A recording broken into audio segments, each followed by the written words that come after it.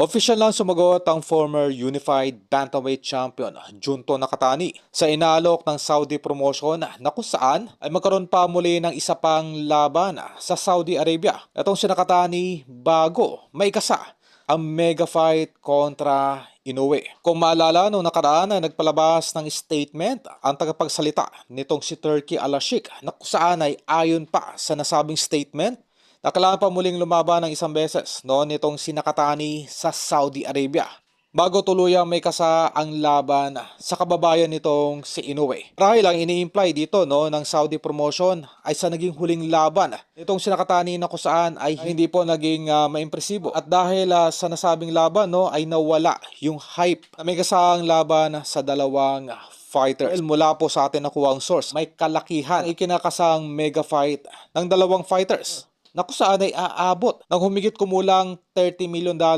Kung titignan nga po yung marketing strategy ng Saudi promotion ay malinaw po ang kanilang narration na kung saan ay kailangan po magkaroon ng literal na isang knockout win itong si Nakatani bago ilaban dito kay Inoue upang sa ganoon ay hindi po malugi ang ikinakasang mega fight.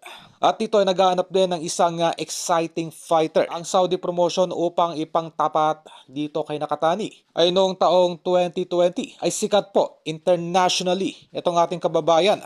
Well, ang storyline po kasi na gagawin ng Saudi promotion ay simple lamang. Kumbaga sa katauhan po ni Naoya Inoue na kung saan meron po itong natalong kilalang fighter internationally sa katauhan nitong si Nonito Donaire. Kaya pagdating naman dito kay Nakatani ay naghanap sila ng isang fighter din na nagkaroon po ng international recognition na siyang tatalunin. At ito ay nasa katauhan po ng ating kababayang si Casimero.